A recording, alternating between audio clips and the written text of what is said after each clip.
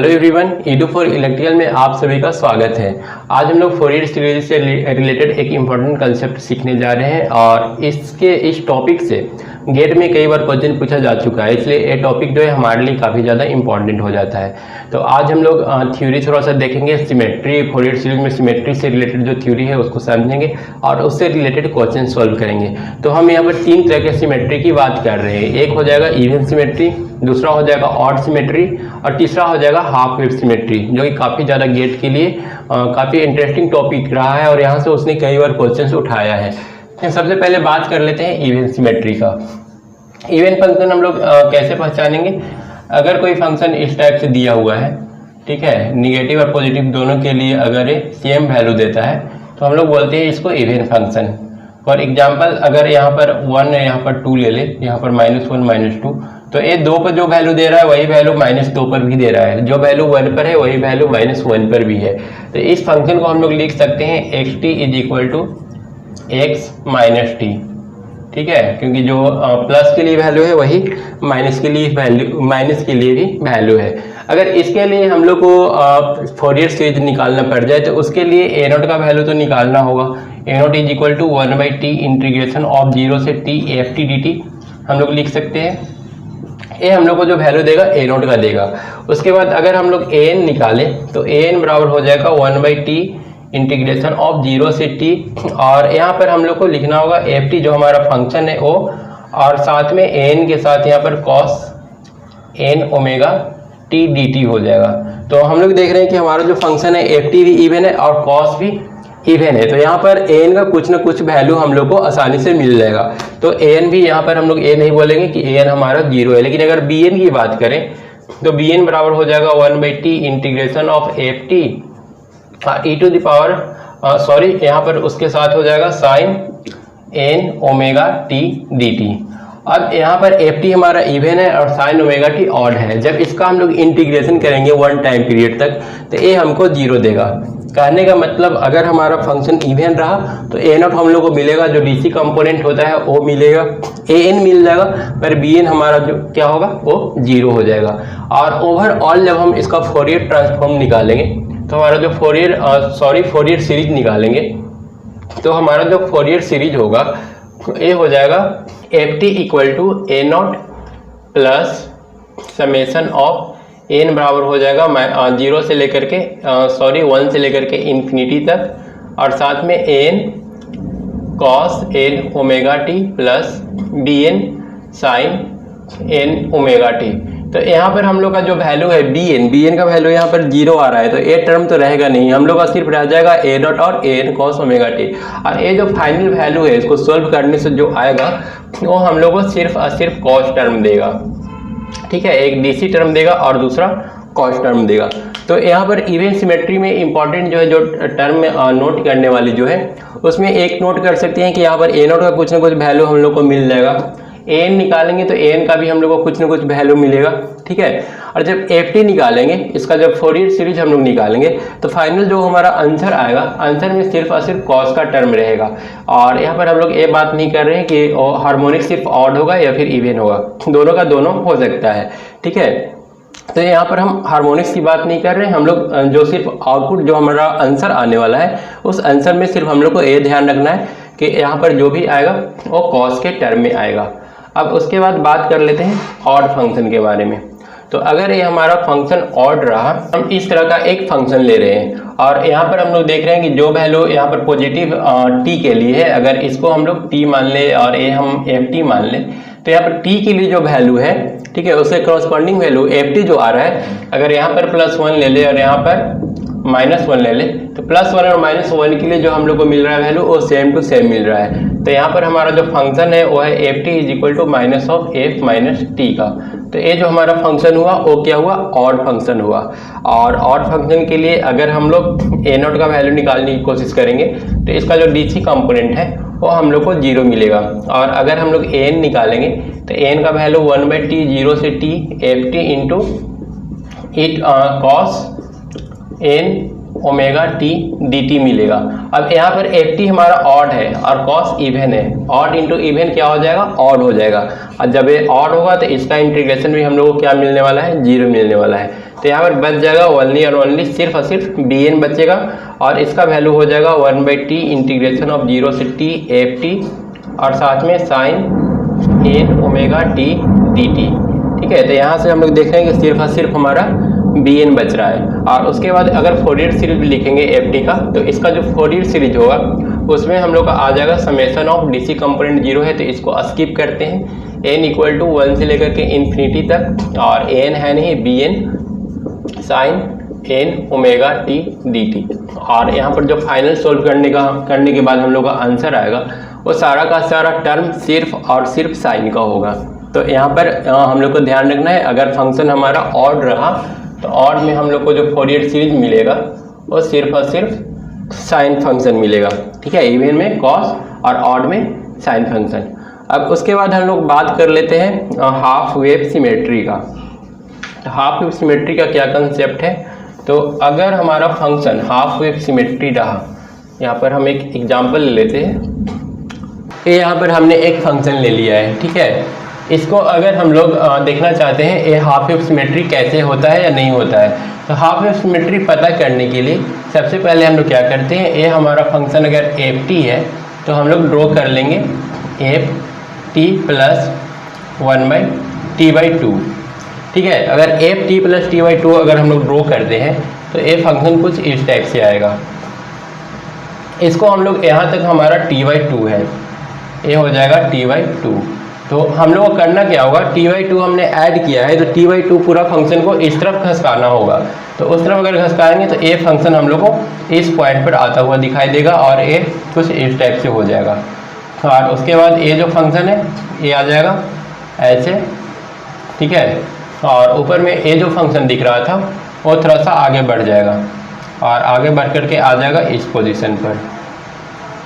ठीक है, फिर ये फंक्शन ये भी थोड़ा सा आगे शिफ्ट होगा और ये ऐसे आ जाएगा। तो ये हमारा फंक्शन हो गया एफ टी प्लस t/2। अब हम लोग इसको क्या करेंगे, इसको माइनस कर देंगे, रिवर्स कर देंगे, एफ प्लस t/2।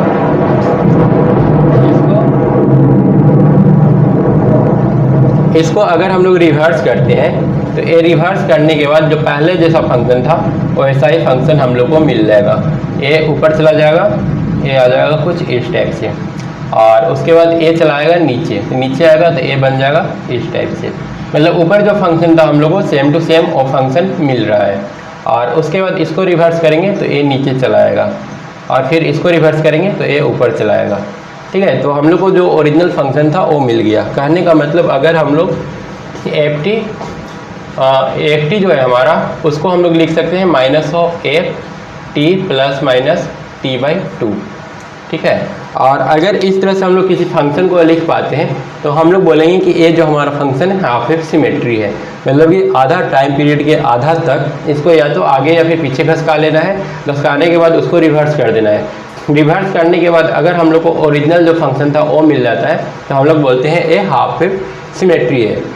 और जब कोई फंक्शन हाफ वेव सिमेट्री हो जाता है तो फिर हम लोग इस फंक्शन के लिए बोलते हैं कि इसका जो थर्ड हार्मोनिक्स होगा ओनली अगर इसका हम लोग फोरियर सीरीज निकालें तो फोरियर सीरीज के फंक्शन में जो इसमें हार्मोनिक्स आएगा वो सिर्फ और सिर्फ ऑड मल्टीपल होगा, 1, 3, 5। इवन मल्टीपल हार्मोनिक्स इसमें 0 हो जाएगा।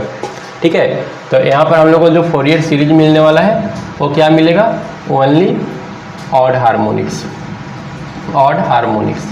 अब इसी में हम लोग दो चीज़ और ऐड कर सकते हैं।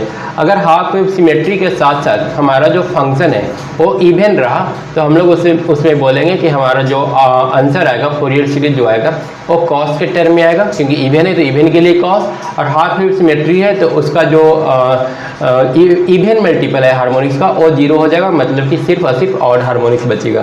कहने का मतलब अगर even plus half wave symmetry रहा तो हम लोग को जो आंसर आएगा वो आएगा सिर्फ कॉस के टर्म में, और जैसे कि cos omega T plus cos 3 omega T, यहाँ पर जो 2 ओमेगा टी वाला कंपोनेंट है वो 0 हो जाएगा। प्लस इसी में और हम लोग लिखना चाहें तो कॉस 5 ओमेगा टी, इस टाइप से।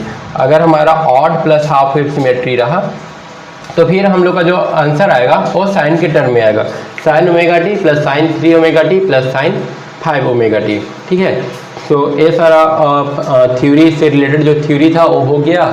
अब हम लोग थोड़ा सा इससे रिलेटेड जो क्वेश्चंस गेट में पूछा है उसको देख लेते हैं। तो गेट का पहला क्वेश्चन हम उठा रहे हैं। पहला क्वेश्चन है गेट 2002 में पूछा है। इसमें जो क्वेश्चन दिया गया है वो कुछ इस टाइप से है। ये हो गया हमारा 0 और ए है 1 और इस तरह से यहाँ पर जो आएगा वो 2 आएगा। और इस तरफ अगर हम लोग देखें तो यहाँ पर हम लोग का -1 मिल रहा है। ये हमारा फंक्शन है, गिवन फंक्शन है। और इसमें हम लोग को पूछा है कि आंसर क्या होगा। ऑप्शन ए जो दिया है वो है 8/π² sin πt plus 1/9 sin 3πt और प्लस इसी तरह से सारा का सारा जो है वो साइन के टर्म में है।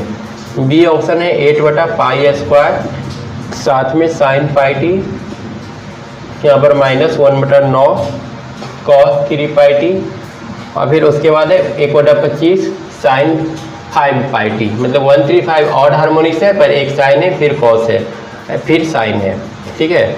और सी ऑप्शन है 8/π² कॉस। ये हमारा जो क्वेश्चन है वो गेट 2002 का है। गेट 2002 ये हो जाएगा cos πt plus 1/9 cos 3πt और प्लस ये सारा फंक्शन जो है cos के टर्म में है। हार्मोनिक्स क्या है, हार्मोनिक्स सिर्फ ऑड है, वहाँ 1 3 5 इस तरह से। डी ऑप्शन है, इसमें है 8/π² और फंक्शन जो है एक cos πt है, -1/9 sin 3πt है और प्लस 1/25 sin 5πt, मतलब साइन के टर्म में है। अब हमको बताना है इसमें से करेक्ट आंसर कौन सा होगा। तो हम लोग सबसे पहले देखेंगे कि ये हमारा जो फंक्शन है वो इवन है या फिर ऑड है। तो यहाँ पर तो क्लियर दिख रहा है हमारा जो फंक्शन है वो इवन है। जो पॉजिटिव के लिए वैल्यू है वही वैल्यू निगेटिव के लिए भी है। तो एक तो इवन फंक्शन मिल गया, मतलब कि हमारा जो आंसर होगा वो सिर्फ और सिर्फ कॉस के टर्म में होगा। तो कॉस के टर्म में यहाँ पर ऑप्शन कौन सा है, सी ऑप्शन सही है, क्योंकि डी ऑप्शन में भी साइन ऐड कर लिया है। तो ये तो हम लोग का करेक्ट हो गया। इसमें एक ऑप्शन हम और जोड़ देते हैं ई, जिसमें 8/π² और यहाँ पर है cos πt plus 1/3 cos 2πt plus 1/9 cos 3πt, ठीक है। अब हमारा जो ई ऑप्शन है, ई ऑप्शन भी सारा का सारा कॉस के टर्म में है, लेकिन अंतर सिर्फ ये है कि यहाँ पर ऑड हार्मोनिक्स है 1 3 5 और यहाँ पर सारा हार्मोनिक्स है 1 2 3 4 5 सारा कुछ है। तो अब इन दोनों में से हम लोग ऑप्शन कैसे सिलेक्ट करेंगे, तो देखेंगे कि ये जो हमारा सिग्नल है वो हाफ वेव सिमेट्री है कि नहीं है। हाफ वेव सिमेट्री देखने के लिए क्या करना होगा, सबसे पहले तो हाफ इसको टाइम पीरियड पूरा इसका कहाँ से कहाँ तक होगा। तो इसका जो टाइम पीरियड है यहाँ से स्टार्ट होकर के यहाँ तक, ये इसका टाइम पीरियड होगा, ठीक है। इसका जो टाइम पीरियड हो जा रहा है वो हो रहा है यहाँ से अगर स्टार्ट करें तो यहाँ तक, और t/2 हम लोग को a देगा। अब इसको हम लोग क्या करना है, t/2 घसकाना है। तो ये जो लाइन यहाँ पर दिख रहा है वो लाइन यहाँ पर आ जाएगा और इसके बाद इसको उल्टा करना है, मतलब निगेटिव वाला पॉजिटिव, पॉजिटिव वाला निगेटिव। तो हमारा जो फंक्शन है सेम टू सेम आ जाएगा, मतलब कि ये हमारा जो फंक्शन है हाफ वेव सिमेट्री है। और जब फंक्शन हाफ वेव सिमेट्री रहे तो हम लोग क्या बोलते हैं, हाफ वेव सिमेट्री के लिए हम लोग जानते हैं कि सिर्फ और सिर्फ ऑड हार्मोनिक्स होगा, मतलब कि 1 3 5 वाला सही आंसर होगा। तो ये हम लोग का हो जाएगा करेक्ट आंसर। अब एक और क्वेश्चन गेट का ही उठाते हैं। गेट 2011 में पूछा गया है। ए फोरियर एक्सपेंशन ft का वैल्यू दिया हुआ है। ये हमारा गेट 2011 का हो जाएगा, गेट 2011। इसमें एक क्वेश्चन दिया है जिसमें ft का वैल्यू दिया हुआ है। ft का वैल्यू दे दिया है ft = a0 plus summation of n = 1 से लेकर के infinity an cos n omega t plus bn sin n omega t। और यहाँ पर ये जो फंक्शन है इसको कुछ इस टाइप से दिखलाया है, ये हमारा ft है। अब इसमें पूछ रहा है कि कौन सा टर्म 0 होगा और कौन सा नहीं। बोला है periodic signal shown below will contain the following non zero term. इसमें कौन कौन सा, इसका जो आंसर आएगा उसके आंसर में कौन कौन सा टर्म अवेलेबल होगा। पहला ऑप्शन है a0 रहेगा और साथ में bn रहेगा, जहाँ n बराबर 1 2 1 3 5। बी ऑप्शन है a0 रहेगा, an रहेगा, bn रहेगा, जहाँ पर n बराबर 1 2 3, मतलब इसमें सारा हार्मोनिक्स है। सी ऑप्शन दिया है ए नोट रहेगा और एन रहेगा, ए नोट रहेगा, एन रहेगा, और साथ में एन बराबर दे दिया है 1 2 3 4 वो सारा कुछ। और डी ऑप्शन जो है उसमें बोला है ए नोट रहेगा, एन रहेगा, और साथ में एन बराबर होगा 1 3 5 7, ए वाला। ये हम लोग को ऑप्शन में से बताना है कि इसमें से सही आंसर कौन सा होगा। तो इसको निकालने के लिए सबसे पहले तो हम लोग देख रहे हैं हमारा जो फंक्शन है वो क्या है, इवन फंक्शन है। तो इवन फंक्शन है तो उसमें ए नोट तो रहेगा, पर ए नोट यहाँ पर चारों के चारों ऑप्शन में दिया हुआ है, तो इससे हम लोग पता नहीं कर पाएंगे, हम लोग को थोड़ा सा और आगे बढ़ना होगा। उसके बाद हम लोग देख रहे हैं हमारा जो फंक्शन है इवन है, तो इवन में हमने बताया था ए एन जो होता है, एन होता है बी एन 0 होता है, इवन में बी एन क्या होता है 0, तब मतलब कि ए नोट रहेगा और साथ में एन रहेगा। तो ए नोट और एन कहाँ पर है, ए नोट और बी एन, तो ए ऑप्शन नहीं होगा, ए नोट और N B N, A option नहीं होगा क्योंकि इसमें बी एन भी दे दिया है। अब ए नोट और एन सी में भी है और डी में भी है। अब हम लोग को सी और डी में से किसी एक को सिलेक्ट करना है, एक में ऑल हार्मोनिक्स दे दिया है और एक में सिर्फ ऑड हार्मोनिक्स दिया है। तो ये हम लोग जांच करेंगे कि हाफ वेव सिमेट्री है कि नहीं है। तो इसका टाइम पीरियड कहाँ से कहाँ तक होगा, इसका टाइम पीरियड यहाँ से स्टार्ट होकर के यहाँ तक हो जाएगा, और इसका अगर हम हाफ लें तो हाफ हम लोग को ए देगा, ठीक है। अब इसको अगर हम लोग पूरा शिफ्ट कर लें तो ए वाला टर्म जो नीचे इस टाइप से दिख रहा है, ए वाला अगर शिफ्ट करें तो यहाँ पर आ जाएगा, ठीक है, ये यहाँ पर आ जाएगा और कुछ इस टाइप से हो जाएगा। आधा इसको हम लोग शिफ्ट कर रहे हैं, ठीक है। तो ये हमारा जो नया फंक्शन है आधा शिफ्ट करने के बाद वो कुछ इस टाइप से बनेगा। ये हमारा पूरा लाइनिंग है और यहाँ पर इस टाइप से ए रहेगा, ठीक है। ए वाला फंक्शन हम लोग यहाँ पर ड्रॉ कर लिए और जो बाकी ऊपर उठा हुआ है ये यहाँ पर ड्रॉ करेंगे, कुछ इस टाइप से बनेगा ये, ठीक है। और इसको जब हम लोग रिवर्स कर लेंगे तो ये पूरा पहले जैसा आ जाएगा, मतलब कि हमारा जो फंक्शन है वो हाफ वेव सिमेट्री है, और हाफ वेव सिमेट्री है तो इसमें हार्मोनिक्स कौन सा होगा, सिर्फ 1 3 5 ये सारा हार्मोनिक्स होगा। मतलब कि हम लोग का सही आंसर कौन सा मिल रहा है, इसका सही आंसर मिल रहा है डी, डी इसमें करेक्ट होगा। तो ये था आज का डिस्कशन, उसके बाद नेक्स्ट वीडियो में फिर मिलेंगे आगे के क्वेश्चन के साथ। फिलहाल इसको यहीं पर क्लोज करते हैं। Thank you.